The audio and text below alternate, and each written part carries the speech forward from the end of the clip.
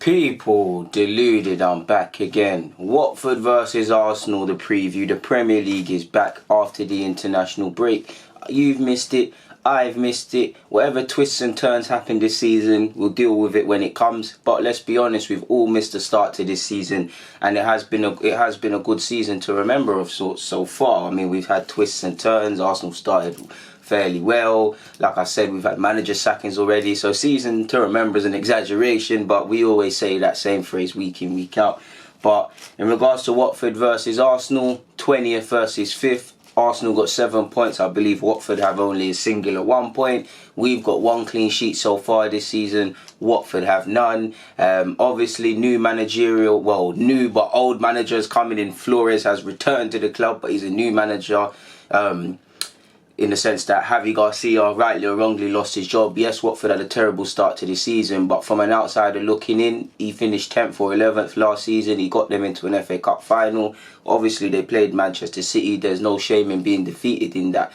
And I think it's obviously you can't rely on your past laurels, and the nature of the game is the nature of the game. But I feel, considering what he's done, he deserved the right. But then saying that, I was doing my research online and just looking at what Watford fans were saying. Apparently their winless run stretches back to last season, so it has some of the old cobwebs that might have been put to the back burner because they obviously Watford got to the FA Cup final. I don't know. It's a Watford fan matter. But in regards to Arsenal, we need to start winning again. We need to get back on the winning run. Yeah, you could have said if them mistakes didn't happen against Liverpool, I'm not saying we'd have beat them, but definitely against Spurs, if them mistakes didn't happen or we took our chances, we could sit here and deal with if spots till we're blue in the face. And if, in case you didn't realise what my skin tone is, we'll be here a very long time for that. But on a serious note, we can only deal with the facts, people. The facts are we drew against Spurs, we lost against Liverpool, we've dropped points, we've got a singular point from the last two, 1 point from the last 2 game weeks. We need to bounce back. We need to, and I don't want to be disrespectful, but this is the perfect game to build to bounce back against people. I say perfect game because on one hand, Watford, I've just said they've kept less clean sheets than us. As an Arsenal fan so far this season, that gasses you. Lack of clean sheets, obviously a new manager, their form has been poor, their morale might be on the floor as a result of the morale. You've seen them tinkering with the formations and you've seen them not have the results, so maybe they're at wit's end. We need to go there early on. For me, first 10 minutes, get 1 or 2 because we know as Arsenal fans, when we play away, one big problem is the away crowd. We need to cut any sense of nervousness, we need to feed on them. That's why I would go for a very attacking team. We need to feed on that. We need to put nerves into the players, nerves into the fans, shut them up very early and walk away. They're low on confidence. I wouldn't say we're exactly the most confident bunch of players right now, but we had a good pre-season. We can leave the Spurs game with some credibility, excluding Luiz's mistakes to a degree, Liverpool. So we should be in a better sort of headspace. But by the flip side of that, people, you've got to be careful for a couple of other reasons. As Arsenal fans, how many whether it's players coming in the league or coming back from injury or teams in a bad run of form, haven't you seen them turn into Barcelona in these sort of games and they put in a great performance and they somewhat use Arsenal all the time as a springboard for their success later on in the season?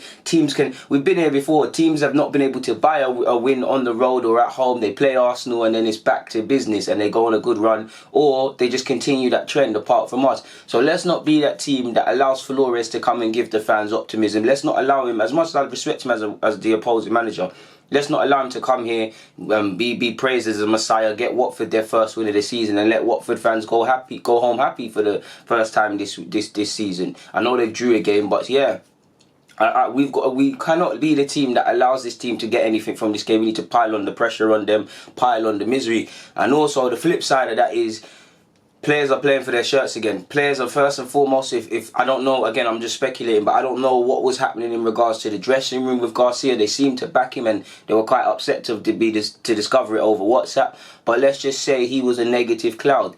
There's the mental handbrake on to allow them to play with freedom, which could result in an uptake of performance. You've also got to consider that there could be a potential upraise in performance, a better output in performance, because players are playing for their shirt again. Obviously, the new but old managers come in, they know what he's about, so they might gel to his tactics quicker and do what he wants.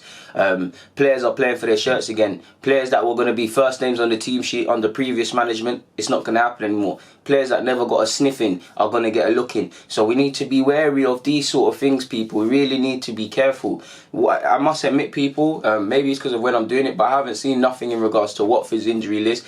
From what I've seen with Watford fans online, Deeney's kind of touch and go, but things like that. From an Arsenal perspective, bar the obvious in Bellerin and Tierney, they're progressing quite well. They're just obviously not going to be able to play in this game. Mavropanos is still continuing his rehabilitation, as is Emil Smith-Rowe and Saliba, who's not at the club. I just felt he might as well mention him. Concerning is probably Xhaka and Torreira now. People can say what they want about Xhaka. I can say what they want about Xhaka. Either way, he's key to Emre's plans, and you've heard that he came off the pitch for Switzerland, and you have heard he has been carrying a couple of knocks. So will he be fit enough? I'm not too sure. Torreira concerns me more, admittedly, people, because he's come out at Uruguay. He's had a muscle discomfort, which leads me to believe, has that been something that's been running on from the Copa America, and he's come back from pre-season like that? Because he hasn't looked his best. He's looked good, but he hasn't looked his best. And what game was it? There was a review I did. I said it looked like he's playing with some sort of knock, people. It might have even been Spurs. So I don't think he's fully fit. But you don't know me, Torreira is one of the first names on the team sheet. Excluding that, there's really not much more on the team front. One concerning thing though is Emre and their new but old manager, and Flores have met 7 times. Emre's only won once and Flores has won 3 times. So potentially, does he have Emre's number? Does he know what Emre's about? Is that something for Emre to consider changing his approach? Obviously, this was in their time in La Liga, I believe, or it might have technically covered a Watford game. I'm not too sure, but I think primarily this is them, man, in La Liga. So we'll see.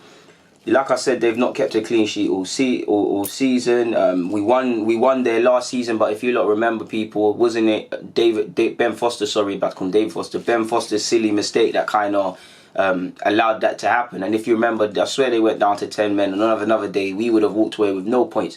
So it's not an easy ground to go to. Watford kind of know what we're about. We need to give them a game. Season before that, when we was wearing the blue away kit, I'm sure you will remember how we lost there. So going away, our away games are what will define this season, on top of how we defending things.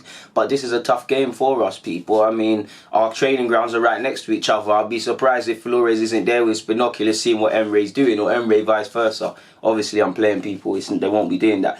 But there's stuff to think of. There's stuff to think about. Just on the topic of Flores, his win percentage at Espanyol was lower than at Watford, so he might not have had the best of time in Spain. But from reports I read, he was having a decent sort of run there before he left.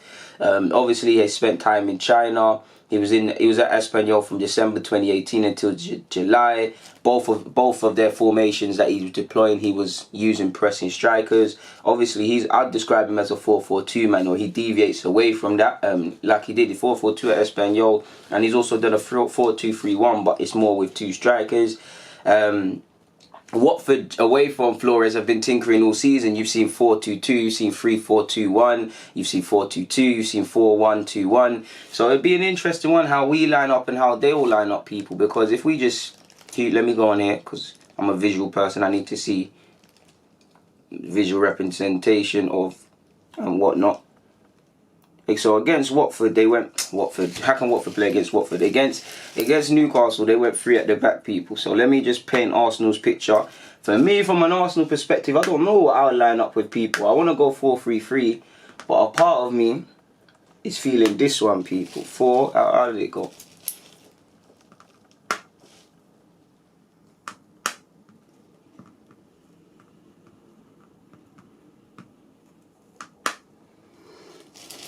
It's a 4-3-3, but it's not of sorts, people.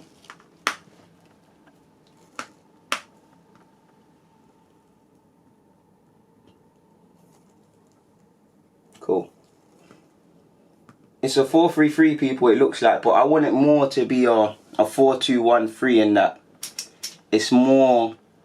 So you got your creative mid here. In real time, I want Aubameyang and Lacazette closer to each other.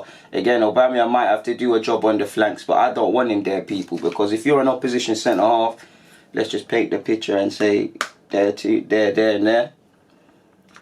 You don't mind Aubameyang. Surely you don't mind Aubameyang out here, because if he's putting in the crosses, and he does his job out there, who is in the box? Now, you can say Lacazette, you can say whatever. But for me, I would want to go with... Remove this. It looks like a 4-3-3, but I want Lacazette and Aubameyang, potentially Ceballos behind them, or joining up with the attack, friction between defence and attack. Obviously Pepe, so Pepe would line up with them, but you obviously want Pepe to hug this touchline, or not exactly hug the touchline all the time, but be somewhere like that. So to exaggerate it a bit, it's more like that in real times, I guess with Pepe out there, because people got to remember, our front three is not Liverpool's front three. They like Firmino, Salah and Mane, they all rotate, and Salah's been playing through the middle more since he joined Liverpool and the latter stages of his career, and Firmino can obviously do that, but he's a false nine. Salah's an inside forward if we're being real. Mane the same. We've got two solid strikers, two actual strikers in the winger, so our 4-3-3 is, to a degree, can be as fluid, but isn't as fluid, and we can't tweak around as things as much as Liverpool can, because like I said, we could play Aubameyang out there and shoehorn guys, but it's not quite the same. But moving on to Watford, and let's look at one of their first formations. So they went 3 at the back, so let's drop the keeper. I'm gonna put Pepe out there, people, and I'm gonna drop these back because their centre halves need to come into the team.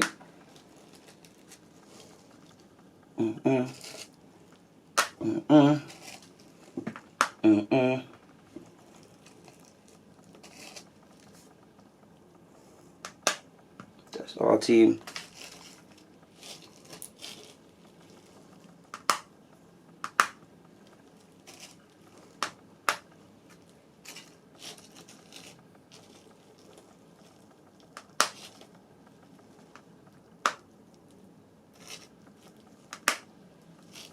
So people, if they go with this, which is 3 at the back, which is a 3-4-2-1 of sorts, it gives me a lot, because obviously this is likely to be grey. Well, this is grey, better yet, grey.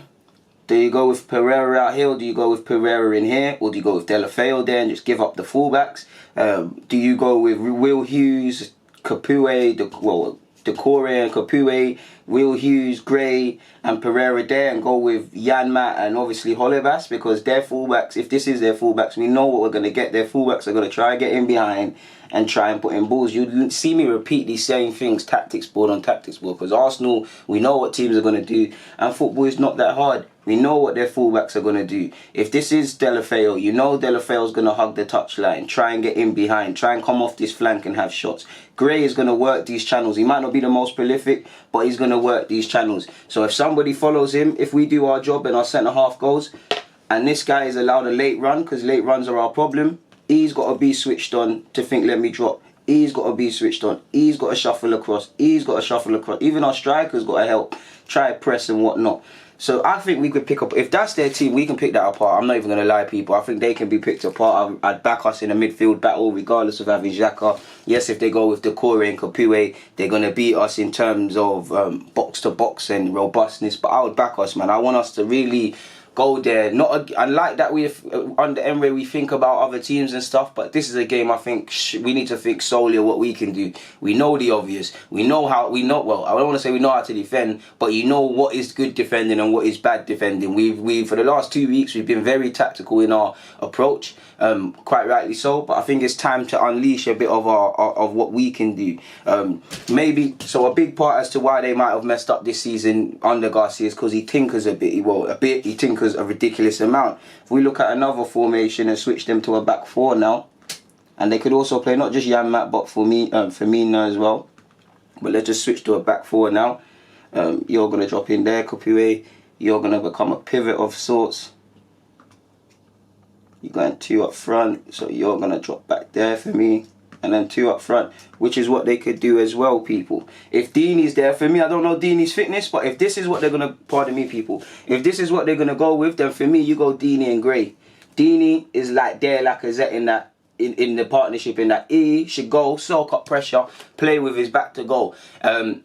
Play on, I'd say if Socrates starts, if I'm Deeney, I'm going on Socrates, because they both are very Obviously, it's a centre half and a striker. They're both alpha male, sort of. They're both very egotistical. Whenever there's a draw or a challenge, like what Turkish was saying on one of the streams I was on, one of them are going to win it. One of them is going to die to win it, and the other one's going to get mad. And could that be a potential flashpoint? That's what I would do. I would make Deeney just quite simply try and bully Arsenal defenders and midfielders. Let them know we're there. Make, like against Spurs, make Socrates try and win the ball with you in the air. Potentially there's space for Gray to capitalise on. Because what did I say? Gray works these channels well. Gray never stops running, regardless of what people say.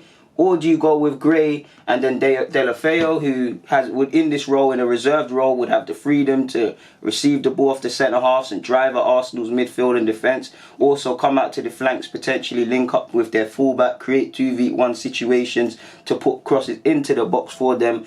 I'm not too sure if that's an avenue they want to explore or go down, people.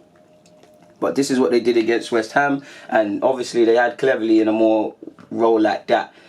And again, it brings you to the midfield battle, because if they go with Capoue, Doucouré and Hughes, you'd think that's slightly more robust than us, or I would like it to be Ceballos, Torreira and Guendouzi or Joe Willock, in my opinion, which would be there. But as we all know, Xhaka is likely to play. We don't know Torreira's status. I think Ceballos would be there. I think Joe Willock is carrying a little knock, and he's unfortunate to have missed out against Spurs if it wasn't for injury. But yeah, that's something for us to consider. Moving away from that, so this is based on what I've seen against West Ham and whatnot. The weirdest formation I saw allegedly, and this is based on what a lot of the statistic websites are saying, against Watford versus Everton. I swear that was a good game. Did Richarlison score in that game? I'm sure I watched that. Was that on Sky Sports, people? But anyways, if we go on that, which is the weirdest one for me, and I think there's too many holes in this. If they go with a back four, they go with a two of whoever you want with Deeney and Delafeo. You go with another two in midfield here.